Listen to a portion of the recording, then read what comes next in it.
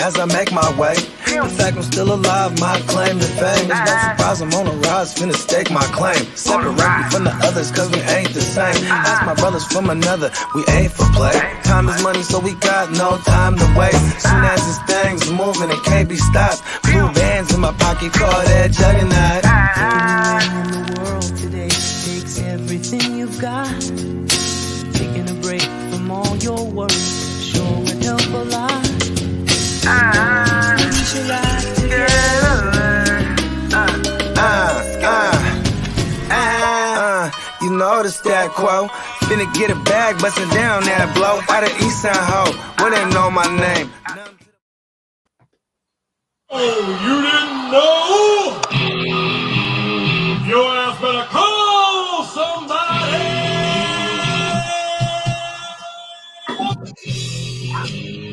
Oh yeah, it's me. It's the Fantasy Football Hustler, and we're bringing you FNT here with the man, the myth, the legend, Bogard Scott. You're too kind. Yeah, You're too kind. yeah. Let's get ready. Am I? Man, let's get ready to smoke this up. Anyone who's in the chat right now, make sure you throw in some comments real quick. And we got a little bit of news today. Not a bunch of news, but the craziest shit that I seen today is Sean Payton stepping down, retiring as head coach of the Saints. I believe this was his 15th year that he was with them. Like him and Drew Brees pretty much started their Saints career together, right? Yeah, exactly. Like they exactly started together. He came in, brought in Brees. Yeah. And what an amazing move, too, because I remember, Chargers fan, back when they were with SD, and I didn't want him to get rid of Brees. I didn't want him to draft Phillip Rivers, like in the first place. I felt like, and then here you are. You have Phillip Rivers, who clearly should have been a gold medalist shot putter. Yeah. But he decides to go and have a lesser career than Brees. And I wonder what was really, what was really the mindset behind all that. I know Brees got hurt, but they drafted Rivers well before Brees got hurt, And here, see, this is where I get unclear about this, because this is when, I depended on ESPN and shit like that back in those days. You know what I mean? So I don't remember clearly if Brees got hurt first or not. I swore he got hurt first. No, he didn't, because Rivers was drafted in 2004. Okay. Yeah. He was with them, I believe. Just... what was the first year that Brees was with the Saints? You're right, 2009. 2007 or 2006? It was after Katrina. No, it was after Katrina, right? Let me see. If you're talking 15 years, he might have even been that first year. Okay, because they had to leave. They had 2006. Okay, 06. So 2 years after the River. So immediately after he got hurt, they pretty much got rid of Brees. Yeah, well, when you draft Phillip Rivers, what was he? Number 2 overall draft pick, and they had they were going to get Eli Manning, and then they traded because Eli Archie was like, "Nah, fuck the Chargers, man, you ain't going there." Smartest man by not letting them go there. It helps when your dad played for the shit Saints for hella long. You know what I mean? It was like, "Nah, you're not going to get fucked up." I'm not going to have you going through that, son. You know what I mean? And then he already saw Payton have, dodge the Chargers bullet prior to that. You know what I mean? And it's crazy because Elway, wasn't he when Elway came out, wasn't he going against the Colts? I'm not going to go to the Colts or whatever and all that shit. Yep. Same scenario. And I think something about he was also drafted to a baseball team, so he used that to as the catalyst to get away from the Colts. Pretty sure it was the Yankees, if I'm not mistaken. I was definitely in the nutsack during that time. If not, I'm pretty sure I was in the nuts. You know what I mean? Yeah, that was early 80s, but I'm pretty sure that it was the Yankees who ended up drafting him, because I believe John Elway could throw a 96-mile-an-hour fastball. That's why I say Josh Allen has the athleticism of Cam Newton, the arm strength of John Elway, and the accuracy of just name some of the most accurate guys. He's just. I was almost gonna say Drew Brees, but I think that's putting Allen into like super elite territory, and I don't think he should be there just yet. But he's definitely Brees is A plus. Josh Allen is like a solid A, maybe A minus, with accuracy only. That's what I'm talking about. Yeah. And yeah, Leroy, what up? He said he got hurt in 05 in the season finale. Yes, sir. Yes, sir. It was the season finale. So already Rivers was there 2004, 2005. So as soon as he got hurt, they were done with him because remember he had to go get like a surgery on his shoulder, and there weren't too many success stories coming off that particular type of surgery. Yeah. And like I think that was when Nick Saban was set to go to the Dolphins, and I think he was looking at Breeze, and then Sean Payton. I think that's was that when okay, so this is where I start getting things a little bit confused. That was when Sean Payton was there with Romo, but when did they fire Parcells, and that's why Sean Payton left to the Saints? Like I can't remember the exact chain of events. I can't remember because I swear Bill Parcells was there like after 2006. I mean that was when Romo first came in, right? So Sean Payton left prior to that then. Let me see. Let's see. Sean Payton kind of smart, man. I mean, he's been making the right moves. Yeah, like even like he's like, all right, fuck this, I'm out. Yeah. Yeah, so it was 2003 to 2005 where he was in Dallas, and then 2006 made the switch. Before that, he was with the Giants. And maybe that was it. Let me get out of this bullshit NFC East, because that's when they were actually. I mean, I'm not gonna say like super legit or anything. I mean, all the teams were good, but they still weren't winning anything. Well, you had Sean Taylor with the Redskins, and you had Eli and them who were like formidable because that Eagles were solid. I mean, that was when the Eagles were like on their heyday. Yeah, when they had Barber and goddamn that defense. Yep. Yeah. Hell yeah. And then the Eagles obviously had Andy Reid and Donovan McNabb and Westbrook, and I mean the list. And I'm pretty sure this is when the NFC South was just like completely garbage. 2006-ish. Yeah, I mean you had the Bucks and like Warren Sapp in them still, but they were on the decline. Yeah. And then you had the likes of you had the Super Bowl. They were a playoff contender. Carolina. Delhomme. Wasn't that Jake Delhomme? Jake Delhomme. Steve Smith before he was senior. Yep. It's just regular Steve Smith. Hey, they probably already had a kid. I wonder, like, when do you graduate to like, I'm sure he already had when you find your junior. Like, okay, shout out to my cousin Adam. His parents were real like biblical and shit, right? He was the firstborn. They named him Adam, but he hella dumbass looks like his mom. You know what I mean? and like then a couple kids later, he has his little brother, and he looked dumbass like the dad. He was the junior. You know what I mean? Okay. I mean that's like listen, my son right when he busted out out the womb, bro. Took a look at him. Yeah, he looked like me. I'm like he's the third because it was the opposite of me, myself, and Irene, right? When he gets the kid handed to him, wow, couldn't even say anything. He's like, yeah, that kid has real pigment C. Oh yeah, all the melanin. So this is, I mean, this is just it's going to be different. Seeing the Saints this year, I mean, seeing the Saints in 2021 was already hella different. No Breeze. It's Winston. Winston was doing solid. Then he gets hurt, and then it just looks like the shell of a team.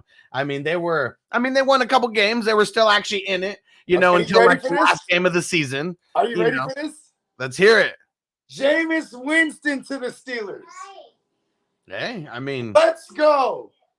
Because he would only return to the Saints for cheap or cheap. Well, I mean, he's not going to demand a lot of money coming off the ACL, but I'm saying this becomes fun. And you know me, I'm I'm a fantasy analyst first, outside of being a Niner fan first, right? I would love that. Give me infamous Winston with the Steelers. And you're not Aaron Rodgers, because there's too much shit that has to go down for that to happen. And you know what this is? A lot of this has to do with Taysom Hill. I already told you, he has something on Sean Payton. He's got some dirt on him to where he keeps giving him these crazy contracts. And I really think it's like, he probably it's caught like, him blowing. shut up. He probably caught him blowing somebody in the bathroom or something. It's something. It's something he like caught that. him doing blow while blowing another man. That's what he did. And this whole crazy debacle has just come to the end where there's nothing else that Sean Payton can do at this point. And Taysom Hill's like, you better retire. If you're not going to take care of me, you better get the hell out of New Orleans. This is my town. Hey, listen, you know what? Voodoo's a real thing, man. Oh, especially down there in Louisiana, they don't play around. Hey, Taysom Hill got a bag of chicken bones with Sean Payton's name on it. I don't even know what that means. It just sounded right. Yeah, what's that movie? The Disney movie, The Princess and the Frog. Noble loves that shit. And man, you see him going through all their voodoo stuff over there. Hey, you know what's crazy is, I mean, it's just like doing a movie on religion, because not most, but in a lot of circles in the world, voodoo's a religion. Hoodoo is that evil shit. You know what I mean? Hoodoo's that fucking the dark side version of it. You know what I mean? Yeah. But even Disney's funny like that, because even Lilo and Stitch, I've seen that movie a million times. Obviously, because I'm a girl dad, but she's in there reading a book of like a voodoo book, like she's trying to curse the other kids. She's like, little girl had see, that's what happens when kids don't have parenting, man. Yeah. And Leroy said he got Joe Boo on his ass. Oh yeah, he ain't playing. Hey, Joe Boo, is you talking about the same Joe Boo that we do? No, Joe Boo from Major League, remember? Oh yeah. That was his I don't know if that was his voodoo doll, but voodoo was his religion. That's right. He had it in his locker room. I mean, his little locker. Yeah, it's like, got to give Joe Boo some rum before the game. And then the old ass pitcher, the one who like greases up the ball and all that shit. He drinks it and he's like, all right, Joe Boo, you ain't gonna miss this. Drinks it, and then as soon as he walks out onto the field, he like someone like throws a bat or something, like just loses it, like clocks him right in the head. That shit is real, bro. It's gotta be. It was in the movies. Can't be messing with Joe Boo. Oh yeah. All right. Well, let's see some other stuff that we got. Well, this is real quick. Hold on. Go ahead. Before we get off this Sean Payton thing, Stu's gonna pop up in here at one point and be like, "We're winning the Super Bowl 2023," because that's where he's going, bro. And he apparently he can't do anything yet, because I guess in the fashion that he resigned, because he's still under contract with him. So he's got to do the Brett Favre. And here's another thing too about taking the year off. It only really works for coaches, man.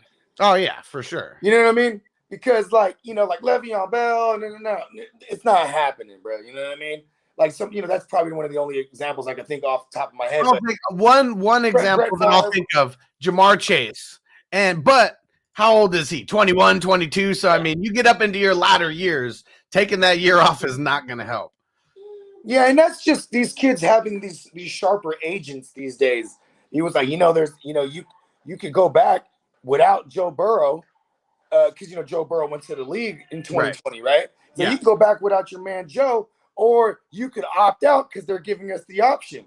And that was just smart. Like if you were going to be a top draft pick, the only why are you going to hurt your draft stock? Yeah, I mean, it's just like playing in these championship games. Like, I mean, there's some guys who need to go play in these championship games and ball out, but there's guys who are projected top 10, top 15 picks that you can only lower your draft stock by playing in those championship games. You know who else did this? Matt Barkley. Okay. So what did he play for? SC? USC, yeah. Yeah, so he was after butt fumble, right? Yeah, and like they were always on the precipice. And so he was about to be like a first round projected guy, and he was like in a press conference, he's like, we're running this thing back. You know what I mean? We're giving it another go, and then he got hurt and he fucked his whole shit up. And who else? Who was the QB at SC with Reggie Bush? Matt Leinart. Yep. He was going to be the #1 overall pick after went their back. championship win. Let's run it back because we got a dope squad and everyone's going to come back. Then you end up losing. Then you end up going 9th. And I mean, I'm sure wherever he went as a first overall pick, you know, I mean, it wasn't going to be the best case scenario anyways. But you go to the Cardinals. I mean, you make it to the Super Bowl, but it's on the back of Kurt Warner and you being a backup, you know, QB. You know what's funny with the Matt Leinart situation? It was Pete Carroll. Yeah. Pete Carroll was adamant about butt fumble not being ready for the NFL. This is his own coach. He's like, he's not ready, you know. But really, because Pete Carroll's selfish. He just wants people to stay with him. You know, we got a good thing going, you know, and this and that. You know, he's trying to talk him into staying. You tell me what old white man isn't trying to do that type of thing, no matter what, business or sports or whatever. Let's go for one more go. It's like, man, that was one of the best teams. I mean, I don't watch college like that, so I mean, there may be some better teams, but at least seeing them live and the streak that they went on of not losing a game, I mean, that's definitely one of the best college teams of all time. I mean, yeah, what you said is accurate, but I could also just be like, they couldn't win the big one. Well, they did win the big one. They just couldn't win it 2 years in a row. Okay, they did win the big one, but people are going to remember them for losing to the Texas Longhorns. You know what I mean? Yeah, for sure. Because I mean, I'm not saying you forgot that team for. I'm not saying you forgot, but I think a lot of people do. I did forget because that's why I said they didn't win the big one. I forgot they won 2 in a row before that loss.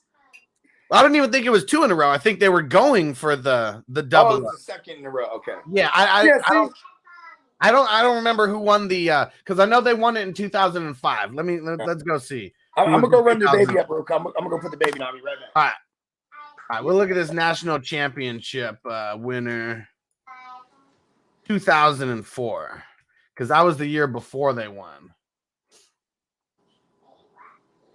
Let's see. Okay, it was the Sooners and LSU, and LSU ended up winning the year before that. Yeah, woo! And then USC comes in.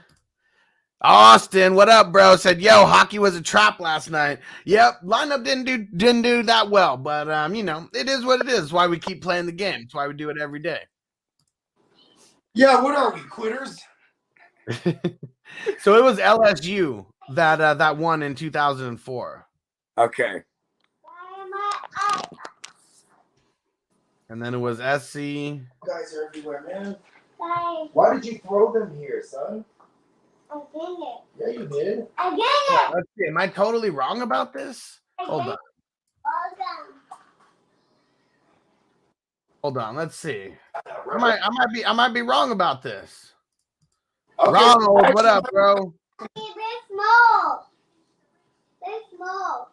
Okay, no, I'm not. They're small. You are looking live at the nation's largest stadium. You can't imagine. There we go.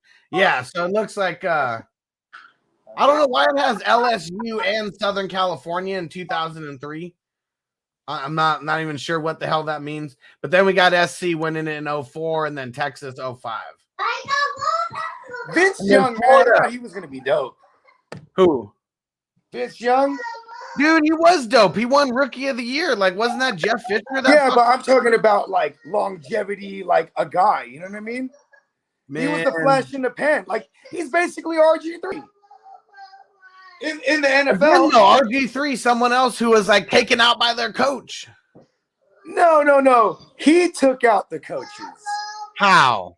He was the one who complained so much about the Shanahans. No. Well, why wouldn't you? He got hurt, and then they put him back in the game, and then he got really hurt. See, to my understanding, he got hurt and didn't tell them he was hurt, and went in and jeopardized the whole team and lost the game.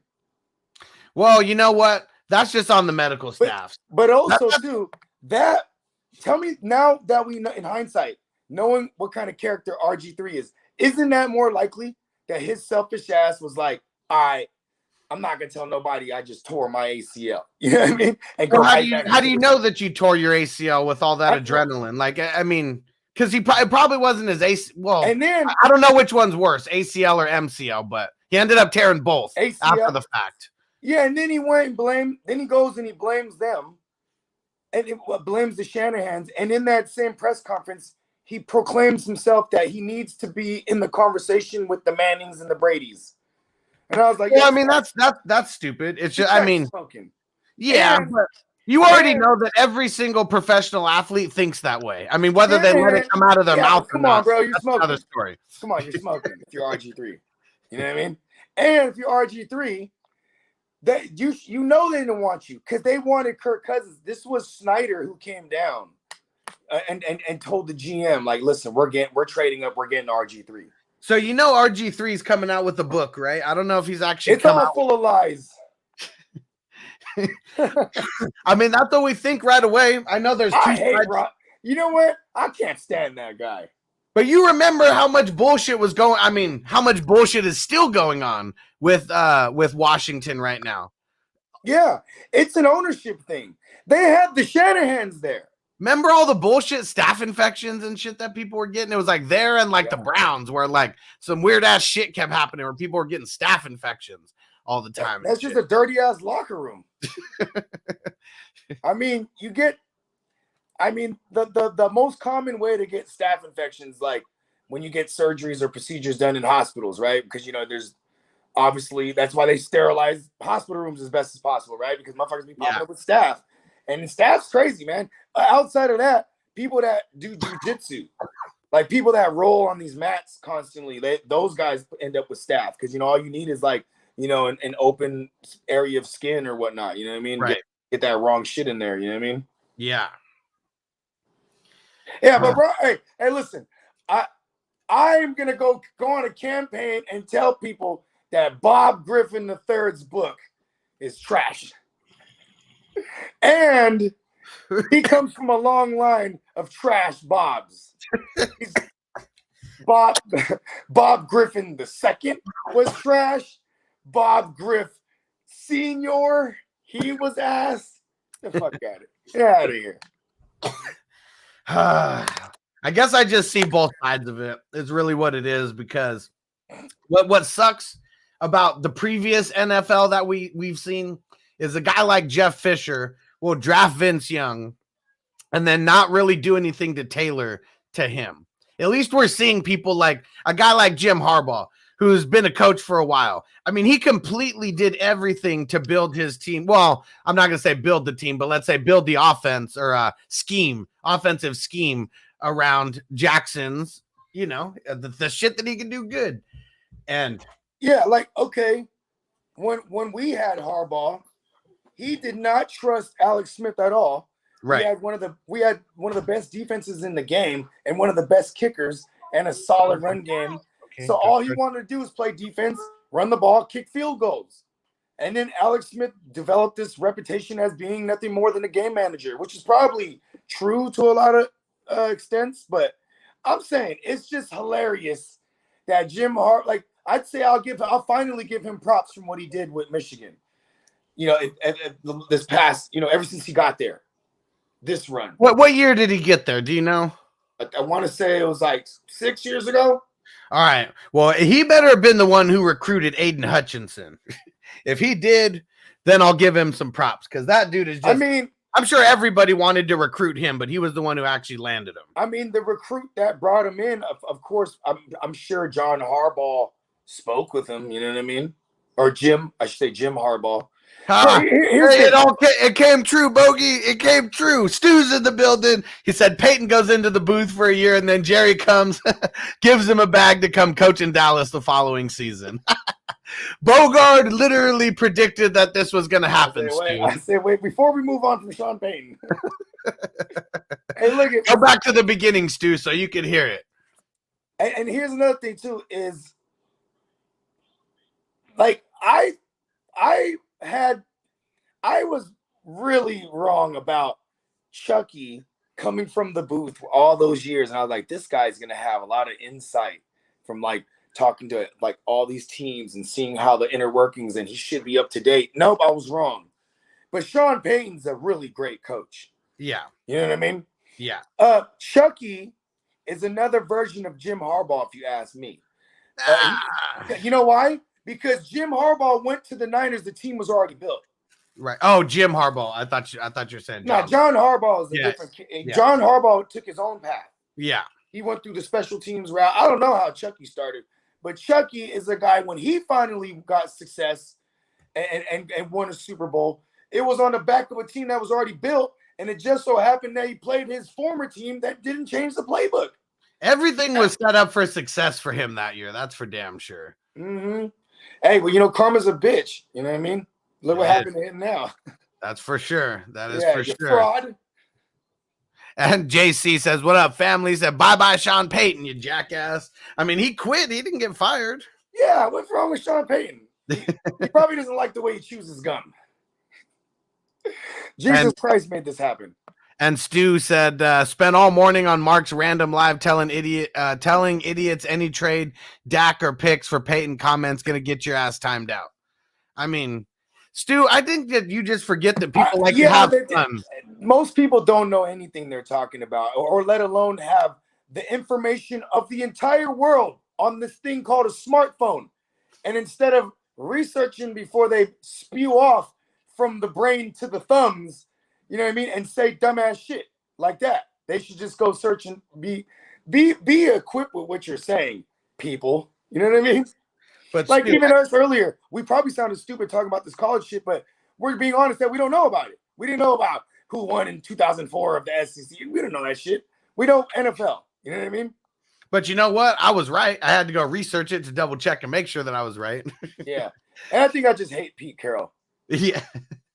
And Stu, but you just remember, people like to have fun with what they say. And, just because you know so much, about the inner workings, it's not like you're 100% right about anything. So, I mean, we got to let people have fun, even if their shit is off the wall, because most people don't know a lick about how the NFL actually works. And Stu said Jerry wants him. I mean, everyone's going to want him. That's the thing. Like, a bag is nice, but I'm sure he wants to win. And it's no secret he wants to be in Dallas. Why does he want to be in Dallas? He's got a home here too, but fuck the morons wanting to trade picks for him. I mean, I don't know. I want to hear him say something about wanting to be. He resigned. Okay, he resigned. So there's not gonna it's not. Here's an example of this. He doesn't want to play on he doesn't want to coach a mediocre team or rebuild. But the actual logistics of this. When Marshawn Lynch retired, when he up and decided, hey, I'm about to play for the town, right? Mm-hmm. Seattle the Raiders had to trade. As soon as he got back active in the NFL, that contract still existed. They had the rights to him. Yep. Which is crazy to say because, you know what I mean? I don't think any white person is comfortable saying I have the rights to you, colored person. You know what I mean? Yeah, but that's how it works. And with Sean Payton, you can't trade for him right now. He just resigned. Plus, why is he? You know what? If he is playing chess and he is playing the long game, why be like, okay, Jerry, go trade for me right now, and when I get there, we'll have no picks. You know what I mean? Yeah. And who's to say that someone won't offer him a GM job or something like that? Here's another thing. Shout out to my man A1. He made a good point about this. And he ain't even a Cowboys fan. He said, I don't think Sean Payton's going to want to duel for authority with Jerry Jones when it comes to football isms. Hell like yeah. GM isms. You know what I mean? Because he's Sean Payton, he was like / GM over there. And he was the reason why they're like, man, we don't need this squinty-eyed bastard Ryan Pace. You know what I mean? They got rid of Ryan Pace. They're like, man, Sean Payton's the guy. Because Sean Payton isn't a puppet. Like, he's not a yes man. I'm telling you, I'm just gonna stay consistent. Jerry Jones needs to die. All the Cowboys fans out there, I know it's horrible, but you're gonna be so happy when Jerry Jones is dead because you know what I'm saying. Until that day, or before, he might even figure out how to be immortal had to just live. He probably bought the Fountain of Youth for all we fucking know, because his son is actually the guy they would want running shit. The son is the guy apparently who's talked him out of like drafting Johnny Manziel, right? And drafting, you know what I mean? Like, yeah, his talking son him off the cliff on some stupid decisions. Yeah, he was about to make. He'd be like, you know, it'd be great, son. It's Johnny Manziel. He's like, nah, Dad. And he said, look, son, that's why you don't run this. You know what I mean? Like, listen, Jerry Jones he's like the Vince McMahon of football. Yeah. But I mean, he was con before con, right? Because that's what they're trying to do now. Yeah, like be a draw. They're just trying to draw. We're America's team. You know and Stu, he said, bro, you had to be there. It was trolls all morning. Different scenario than these confines here. Why do you think that there's not going to be people trolling the Cowboys? Why even waste your energy on trolls? And I bet you that's mostly Cowboys just arguing with each other, to be honest. Yeah. Because these are the same guys that are disillusioned of that they're going to win every year. You know what I mean? These are the same ones that are like, fire McCarthy and bring in Sean Payton now. Yeah. How many years does McCarthy have left? So you're going to pay him for a whole year like Green Bay did? Green Bay got rid of him. They still had to pay him for pay out the rest of the contract. Yep. You know, because they fired him. You know what I mean? Yep. See, Sean Payton ain't tripping. He got a lot of bread. You know what I mean? He's like, listen, I'm just gonna retire, or I'm gonna resign. I'll give you guys whatever money back from this year, and probably doesn't have to give him anything because there hasn't been the physical football year yet. I think that's June. Mm-hmm. You know what I mean? When things kick in, the new contract years. You know what I mean? Yeah. And Ronald said Payton is like, fuck this without Breeze. I mean, this was probably one of his harder years having to coach. I mean, last year was probably tough, with Breeze as well, being out for like half the year with all those broken ass ribs. But he had a game where he had to start Ian Book. He's like, I'm gonna quit this team. He's like, what? And then, I mean, yeah, Sean Payton though, like it's being spoiled. It's being spoiled though, because I will say there's only so many Drew Breeses that are ever going to exist, like in the history of the NFL. And I think my love for Dak is solely based on fantasy, and now I don't even love him because he didn't deliver this year. Yeah, you know what I mean? Because in reality, he needs the whole thing. I ain't never seen him carry that team. No, I mean, the only times that it happened were for like short spurts at a time, like, was it last year when he has those crazy games and then he gets hurt, and, as fantasy people, we like to say, oh, if it was a 16 game season, it would have been this and this and this. Yeah. I mean, now 17 game season. I think Sean Payton's just fully aware that, that you've been in the game that long. This thing's not turning around over there. No, it's full rebuild right now. Mike Thomas, Michael Thomas is all fucked up over there. I mean, the defense is good, but it's very old right now. Yeah, they're good for now. Yeah, they got like Malcolm Jenkins, Demario Davis, Cam Jordan. I mean, all those guys are like 35. Like, the three of their biggest stars are about to be out of the league potentially in a year or two. Yeah, and Marshawn Lattimore, he's just, number one corners get older while number one receivers stay young. Yeah. I already said it looked like Marshawn Lattimore lost. I mean, maybe not even a full step, but even a half a step. When you're going up against these guys who run 4.3s and 4.4s, I mean, that half a step makes a difference. It took him half the season to get going good. Yeah. This year. Yeah. It's just different. I'm hella mad. We got this like collectible. It was like an impulse buy. My son saw it. He wanted it was like this set of like these mini NFL figures. It's like 16 of them. And it's like Mahomes and Brady and George Kittle and, just CeeDee Lamb, just all these, the who's who. And he wanted to open it. And I'm like, all right, cool. Now they're all gone. And he's talking about, oh, it was George Kittle. I don't know where he's at, bruh. Yeah. And I started getting around the room. And I started getting more into Legos and stuff. And like we got some small ones that Noble's kind of like putting together. But then I got some bigger ones where it's like me and him are doing it together. But then he just wants to play with it. and like he runs away with like pieces, then he'll come back with like half of them. I'm like, what happened? Where are they? Right? Hey, listen, I hate Legos, bruh. You know how many times Legos have injured me? Hey, if y'all know, it's the worst thing to be walking barefoot and step on a Lego on the stairs, bruh. I don't even walk barefoot anymore because of that and because of Noble. Like I got the house slippers on always. You know what I do? I kick my feet around. Like I kind of drag them so in case there's something I didn't see, I'm kicking it out of the way before I step on that joint. Bruh, like I swear to God, I hurt my back stepping on a Lego one time.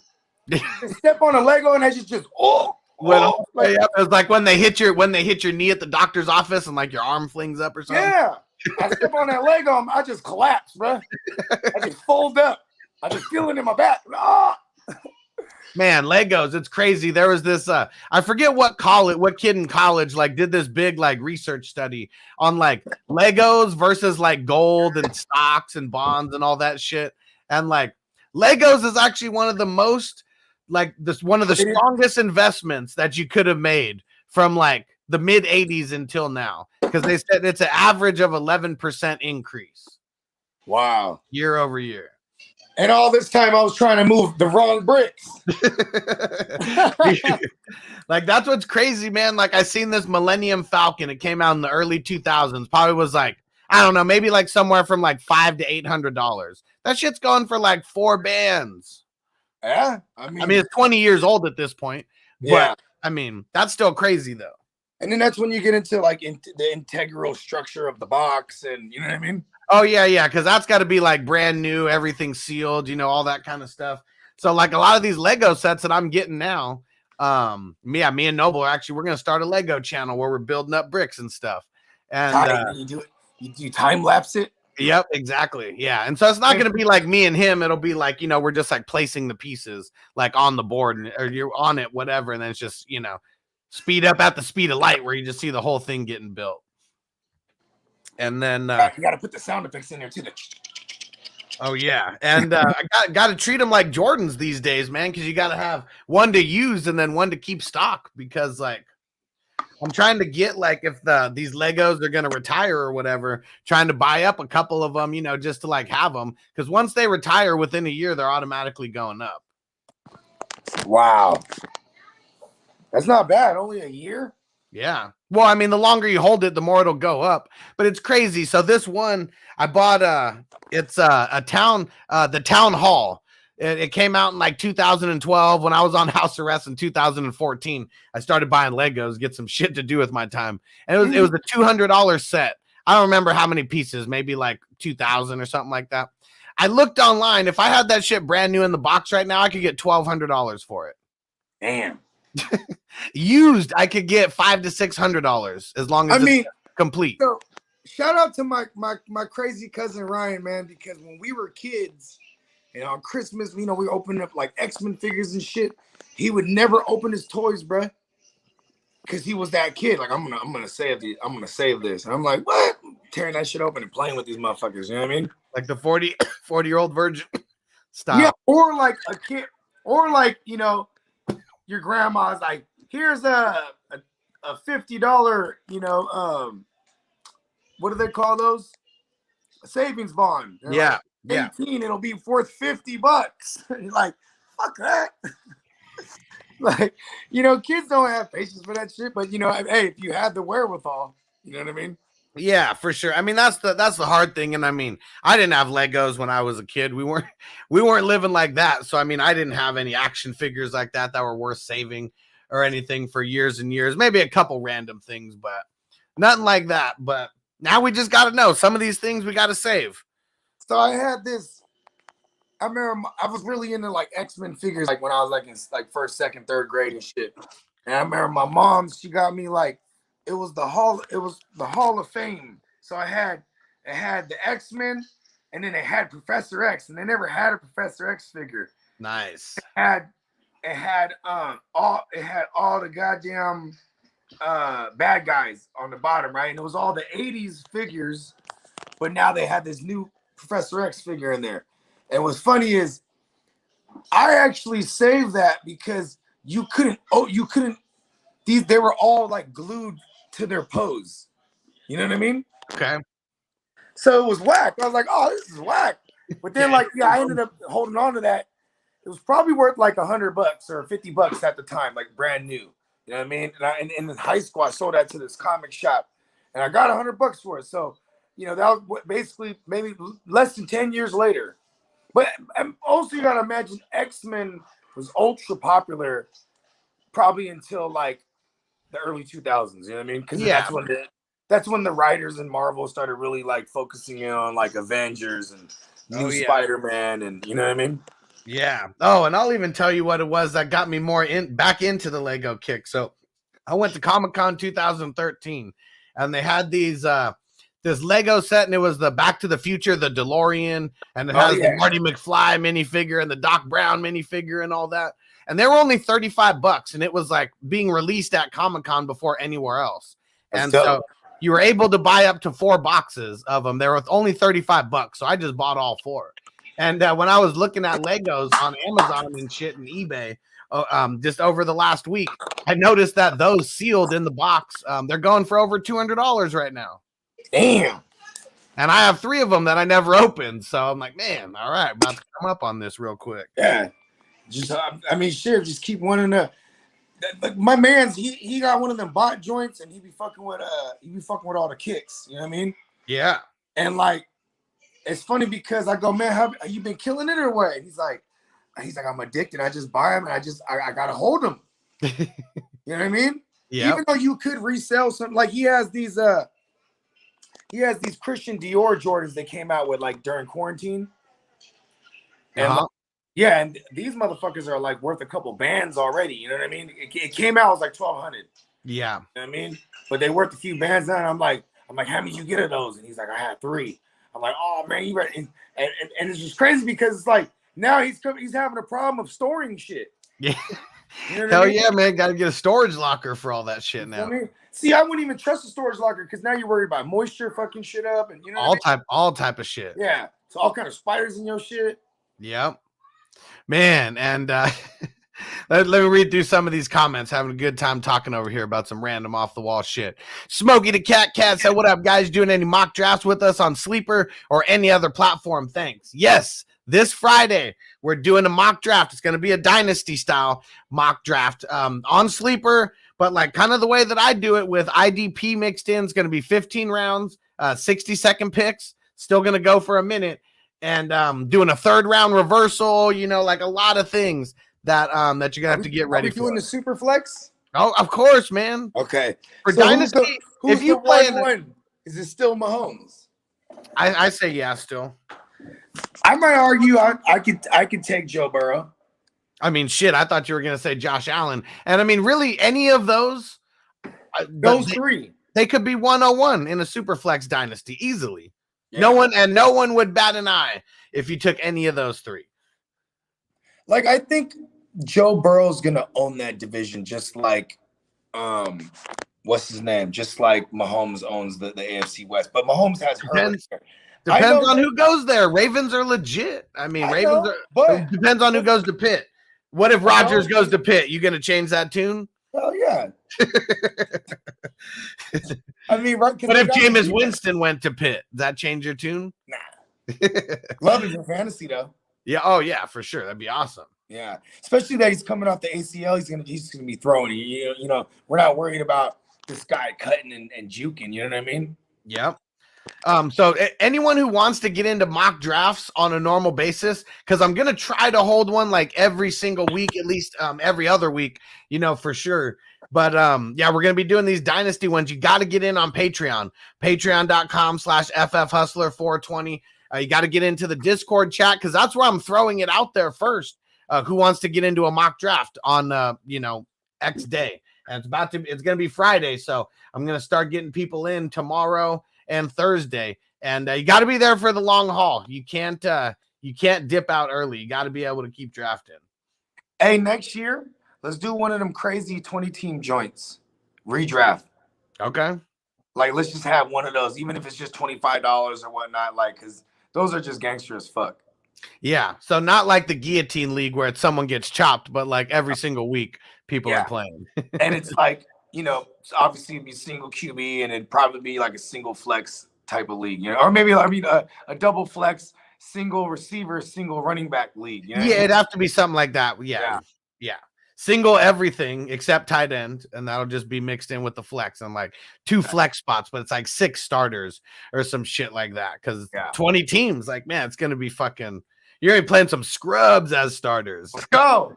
They ain't ready for it.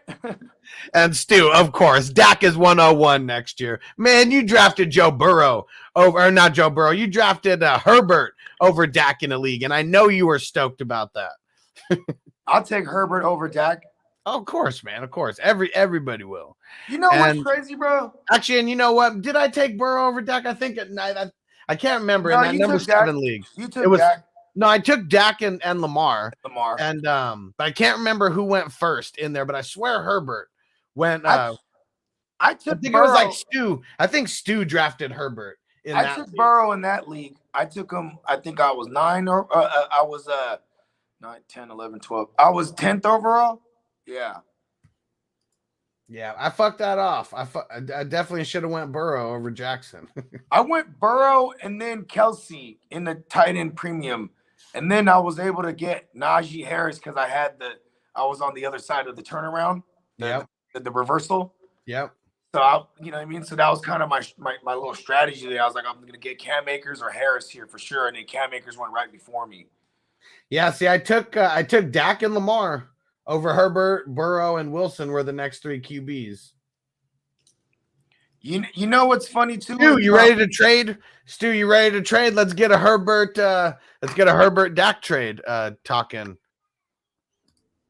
Because, I would much rather have Dak over Herbert, but to do you a favor, Stu, I definitely would entertain a trade. Leave my man. Don't rewind. He's going straight for the heart. Yeah, and the fantasy guy, what up, bro? And I saw you message me on Twitter. I'm going to hit you back after the show. Said, I love those 20-man leagues. Said 20-man leagues, start 10, laugh my ass off. People will wet their pants. Oh, because you got to go deep down the rabbit hole on a 20-team league. Like motherfuckers would have been on Isaiah McKenzie like week 4. Like, there's this guy. he plays like 4% of the snaps. That's when you start playing return men and shit that are designated as receivers. Yep. And before we got off the Lego talk, we had a couple comments. JC said, dude, the original Death Star Lego, like $600 back in the day, selling for thousands. Hell yeah, because that was one of those real huge ones. And they remade it like 10 years ago at this point, and now that's already retired. Now that's like, I think, going for like $1,500 when it was like a $500, $600 piece. Crazy amount of pieces, like 4,000 pieces. Was there such a thing as like, after you build the joint, was there something you could spray keeps it all together and for display? I mean, I'm sure there is. I never really looked into anything like that. And I'm sure there's ways that you can glue it, on there. Yeah. You can't. But I think it's one of those things, though. I don't know if I'd ever want to glue it together because, man, shit's going to always be for sale. Like if the right price comes along, man, this is, I don't like to sell my Jordans, but there was a couple times where the right prices just came along for ones that I didn't really care about that much. And, everything's for sale. I remember when I was having my first kid and I was selling like a bunch of my J's, I just had them in the stew. I would just bring them with me to the studio, put all the boxes there, and I swear to God, they sold themselves. Oh yeah, because people. Man, I've seen people buying beat up, like used to shit Jordans and still paying $40-$50. Most people might just throw those things away, but you can still sell or they want a ball in them. Well, maybe. I mean, the ones that I've seen, I don't know if I had basketball shoes like a motherfucker growing up. Didn't even play basketball in them. Yep. And what did Ronald say? He was like, I collect guitars. The value goes up way better than stocks.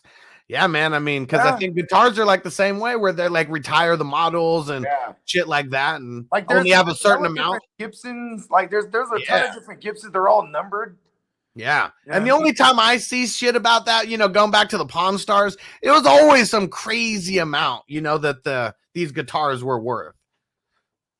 The legit Gibsons. That's how you know Jeff Jarrett was a boss, because he was just smashing fools with guitars all day. Man, and there's one guitar that I still have. Man, so freaking well, I have two guitars actually, but one of them is signed by Stan Lee, and yeah, you showed me this actually. Yeah, and what's his name? What's the other guy's name, man? McFarlane. He said, read that signature. He's like, what did he say? He's like, is that Randy Jackson? Or what was his name? Who? He's like, why'd you make him sign your ninja sword? He's like, why wouldn't I? I'm probably murdering the words, the lines, but you guys get the gist. And Austin said, I collect cards. Man, so we had a fire at my house. Nobody was there, thankfully. Back when I was like 15, 16, and like the fire wasn't in my room, but like the insurance people who came and like picked everything out and all that shit. Like they ended up snatching like the booklets of the cards that I had, and they were all in like the little plastic sleeves and all that shit. Yeah, and the binder. Yeah. So I mean the binder was fucked up, and I would have had to get a new binder and new sleeves or whatever. But I mean all the cards would have been good. Damn. There was a lot of random ones in there, so I'm butthurt about like cards in general.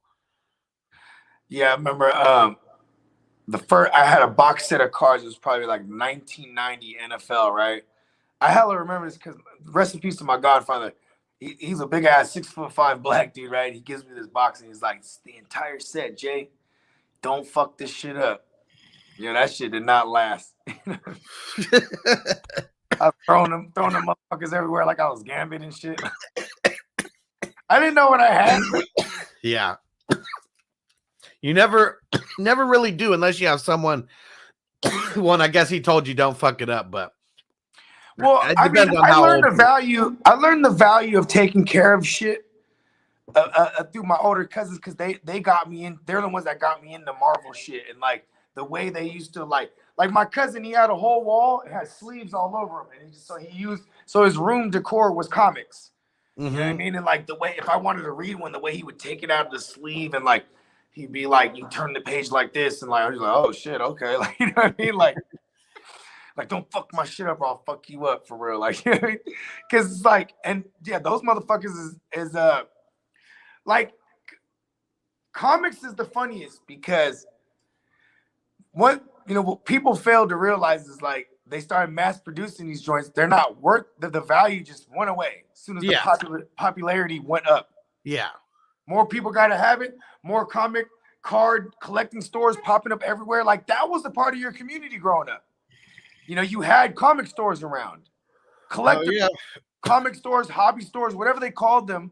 You had joints where you could buy and sell and trade your shit. On Fridays you'd have a bunch of weirdos there playing Magic the Gathering and like like Pogs. Motherfuckers used to have Pog tournaments at fucking card stores. Like I used to be in that motherfucker just playing games for real though. You know what I'm saying? They had arcade machines everywhere. That was when the liquor stores, remember, even liquor stores, arcade machines everywhere. Like, it's so funny because I think the convenience of these days, it takes out the nostalgia of things. Like, if I wanted a comic, I had to go to the comic store and seek it out. I knew the drop date. I knew that, you know what I mean? Yeah. You know what I'm saying? Like if you got in good with the comic store motherfuckers, like, you come through the night before, and get that shit a night earlier. Yeah. Just like pumped, you know what I mean? Like, but like now it's like you could just download the app and buy the comics, and it's more convenient. But like there's just no value to it at all. Right. And I mean, especially now, they're like, I mean, except for Legos. If Legos puts collector on it, it's because it's like an ultimate collector, edition and like some crazy ass thing. But collectors thrown around on too much shit. And because when they put collectors on it too, they're only making X amount of them. Well, it depends. I mean, it depends. Well, I mean, for the Legos, yeah. But there's a lot of toy companies and shit. They'll just throw collector series on anything. Okay, I want to hear from the chat too, and you as well, Hus. Like, because I never got into the NFTs or anything like that. And apparently, like, Miles is like he's getting into the game where he's making these motherfuckers now. He's like, I can make Bogard NFTs. I'm like, what? So it's gonna be the rage. The NFTs are very fucking hard to explain because it could just be something that an artist made. It's one of one. That's yours. You know, maybe the artist is popular. DraftKings, they came out with NFTs, and it was like the first one they came out with was Tom Brady. Tom Brady, like digital like cards, and it's like Tom Brady's signature, and there was like 10 different options, and one of them there was like 10,000 available, and then like you go all the way up to the one that they were selling for $1,500. There was only 10 available, and it was like platinum, some color or whatever. And then since there's only 10 of them, motherfuckers are trying to resell it 1,500 2 weeks later, trying to sell them for 90,000 plus. Who knows if any of them sold or not? But that's how rare they are, and it's never going to get made again. Bro, if they had one of him eating an avocado, bro. No, that's money. That's money right there. Oh my God. I would be in that bidding room. So here's what else. Like, so you know Mr. Wonderful from Shark Tank, right? Yep. I was gonna say, I'm like, I don't know Mr. Wonderful. That sounds like something another dude shouldn't say to a dude, but then you said Shark Tank. I'm like, oh yeah, I know him. So he's getting more into NFTs as well, and just all this type of stuff where I think he's more onto it than, you know, besides Mark Cuban, he's the one who's like going to be full force behind this. So he's into like these crazy collectible like watches, like way, you know, old time, what, you know, 50s, 60s and all the kind of stuff, but just a lot of vintage stuff. He said that he sees NFTs eventually being a certificate of authenticity for something as well that you actually have physically. See, I like that. But here's another thing. What's crazy about that is you can't destroy NFTs. Like Fat Joe, there was like these 2 pairs of this one shoe. I couldn't tell you what shoe it is. I just remember seeing this on YouTube before, and he finally got his hands on the second pair, and the first thing he did is destroyed it. Because then it's like one of one. Yeah.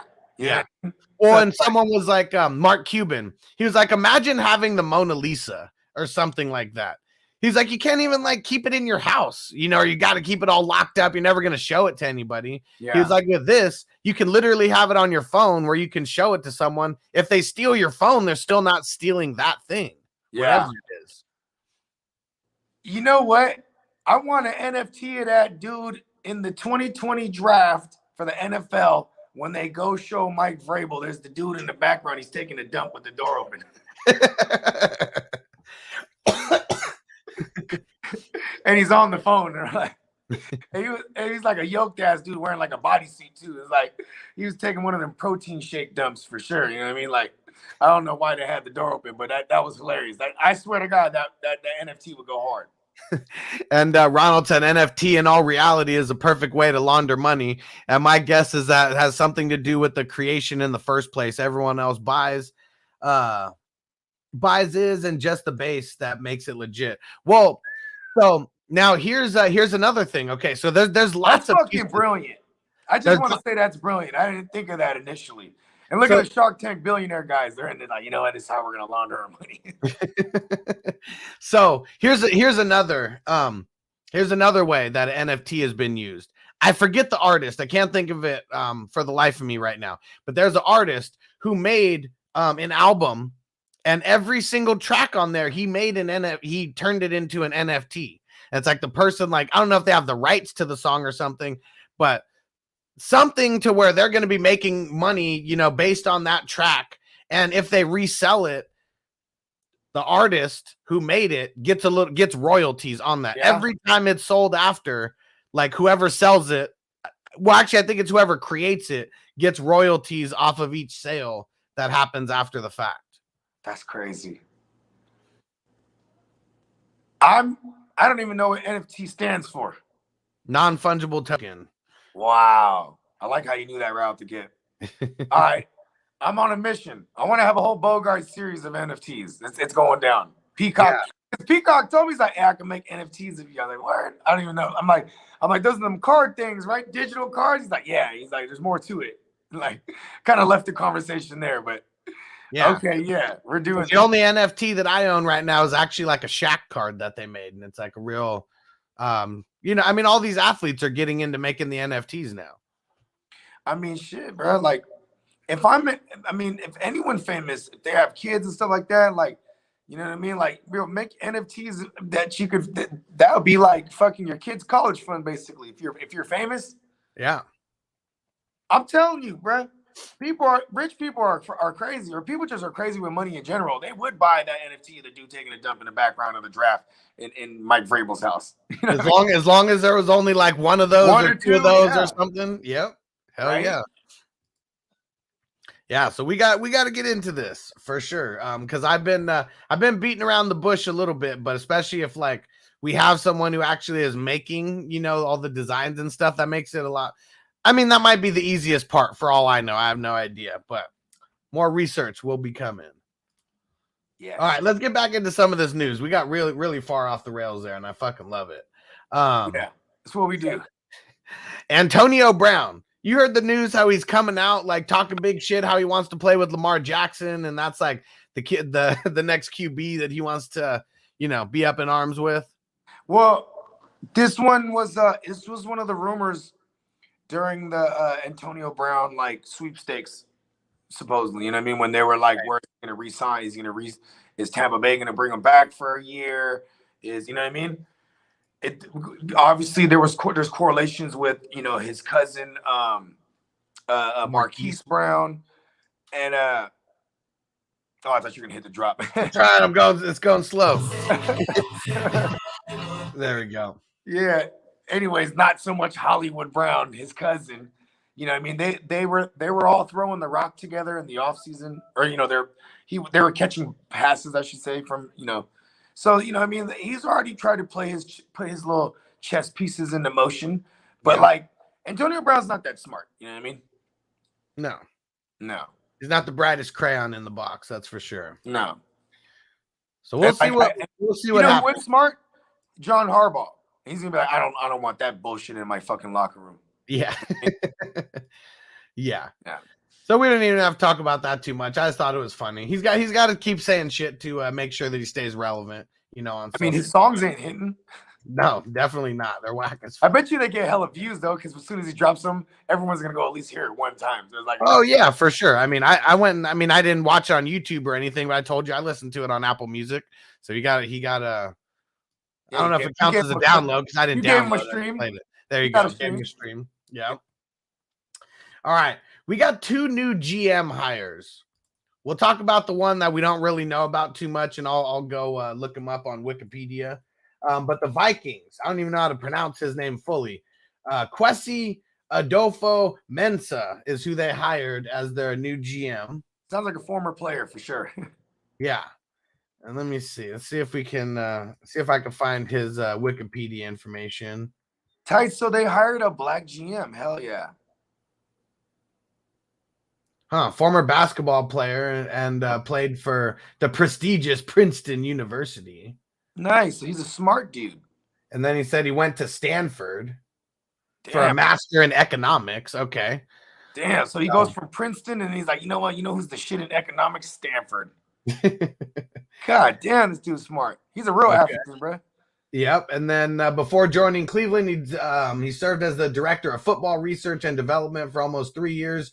He was also an executive director in, I don't know what this is, in Credit Suisse Commodities Proprietary Group. And this is him. This is but as far as football goes in recent history, before the hire, he was in Cleveland.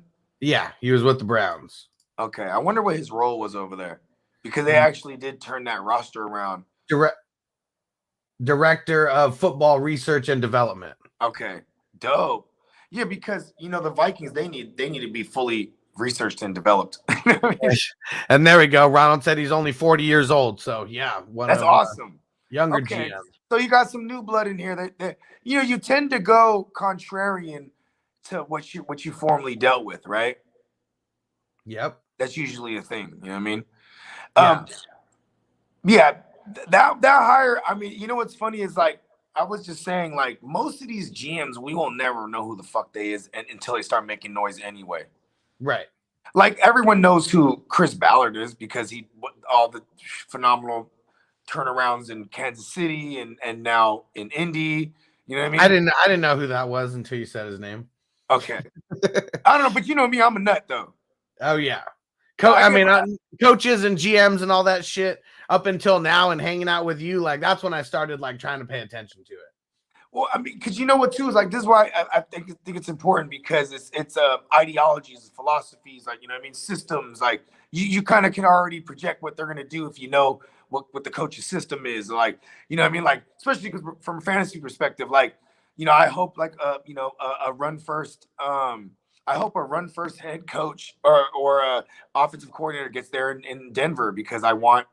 Like they're looking at Nathaniel Hutchinson. I like that because that's good for Javonte Williams. You know what I mean? Like that's why it's good to know those things. But it's also just makes you sound smarter too, right? Like when we're on shows like this, you know what I mean? It just makes it sound like we know what we're talking about because we do, for the record. You know what I mean? Yep. And so actually, it looks like his last title was VP of football operations with the Browns. Okay, dope. I mean, I like what he's doing too because he's one of the guys that's like, okay, we got to pay Baker, and he's like, not yet. You know what I mean? We need a Chubb though, because that's big. Like when you paid Chubb before Baker, and then look at Baker went on. If Baker got paid and had the same year, they would be really disappointed. Oh yeah, for sure. Yeah, so that's. Well, I guess another thing. If they paid him though, would they have got him surgery? You know, and actually took care of their investment. I mean, you know, as well. They were in it though.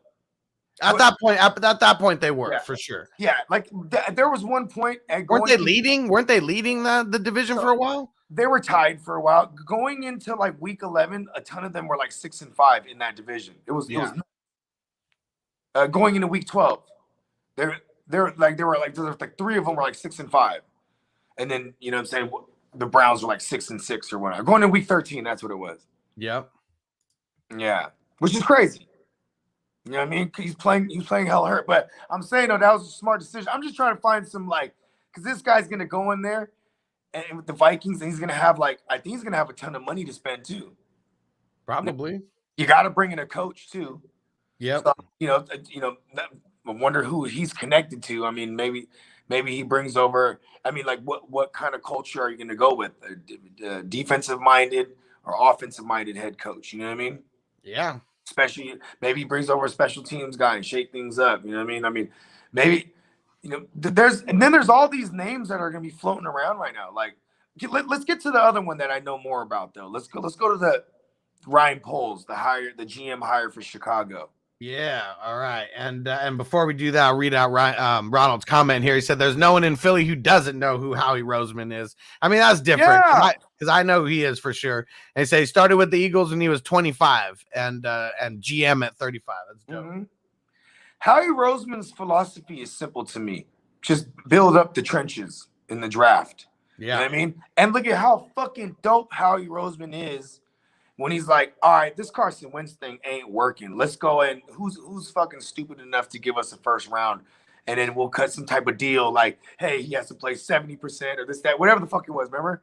And they got their first round, and now they're going, and then they make the trade with the Dolphins, and they have 3 first rounds coming into this draft, and they probably now they could talk about Watson. They might fuck around and get Deshaun Watson now with all that capital. A lot of things can happen. And so Ryan Poles. So he was with the Chiefs, right?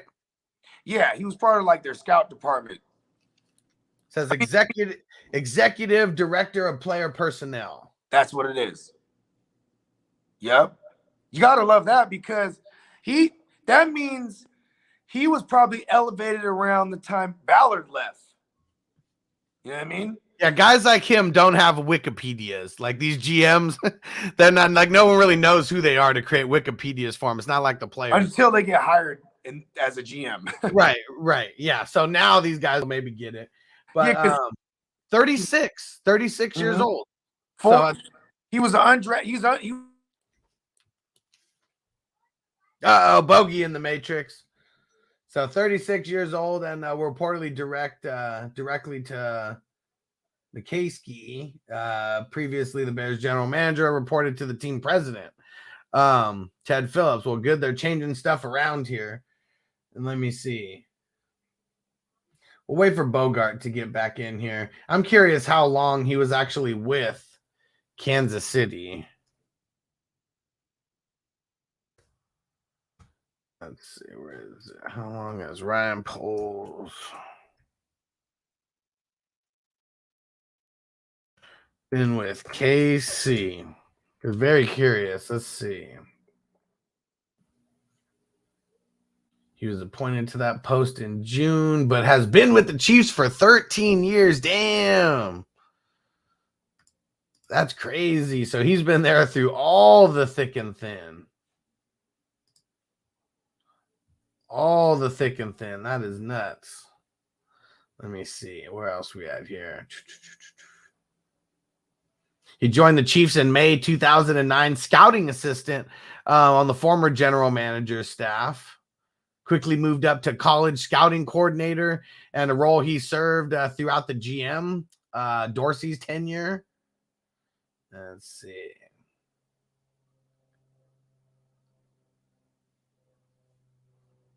Let me see.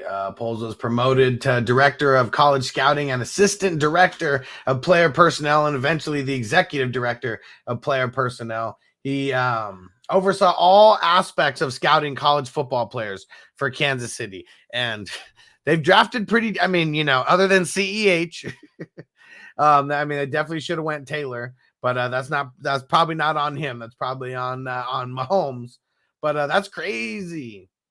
So at least for the last handful of years, he's been dealing with all the college scouting.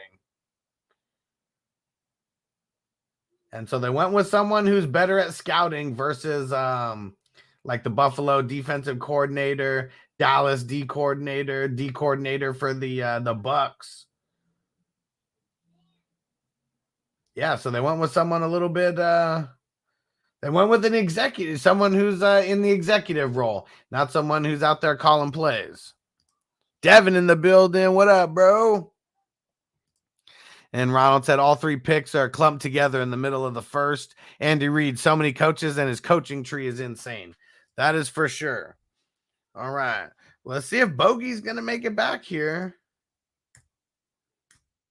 And I got to get ready to take Noble to his American Ninja Warrior class here pretty soon. So we'll smoke this bowl. We'll give Bogey a second to get back here. And if he doesn't get back here soon, the last two things that we're going to talk about, we'll just talk about tomorrow. We're going to talk about Tom Brady and Aaron Rodgers a little bit. And maybe we'll just save that for tomorrow either way. Shout out to everyone in the stream right now. What are you guys smoking on? So put that in your pipe and smoke it. Roll a fatty for this pimp daddy. Smoke weed every day. Man, ain't nothing wrong with smoking weed. Weed is from the herb. God put this here for me and you. Take advantage, man. Take advantage, man. Don't give me that shit about it's a drug. It ain't no motherfucking drug. I done the research. It's just a plant. It just grows like that. And if you should happen to set it on fire, there are some effects.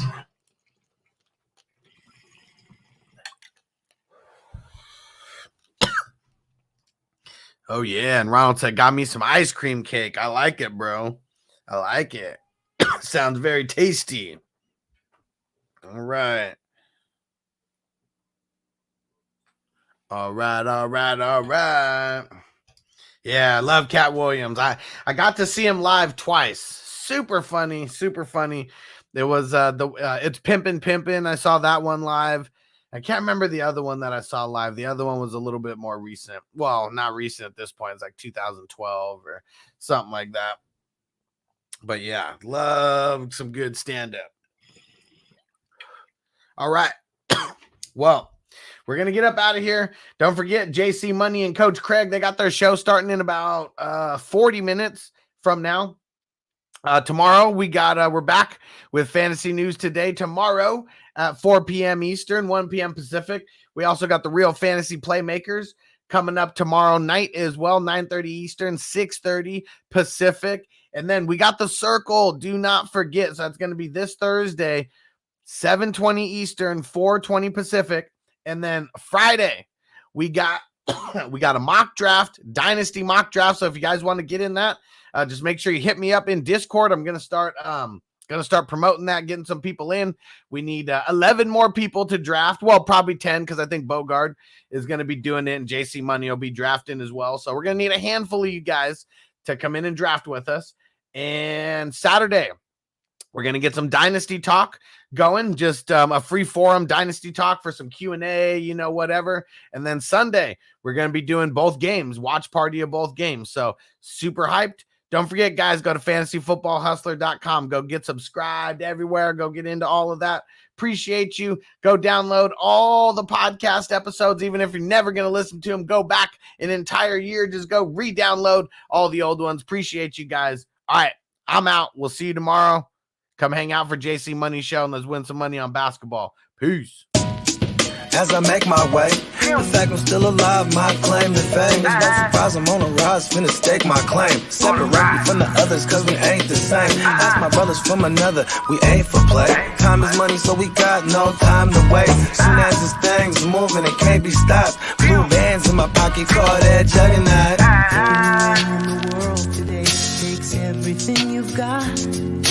Taking a break from all your work sure would help a lot.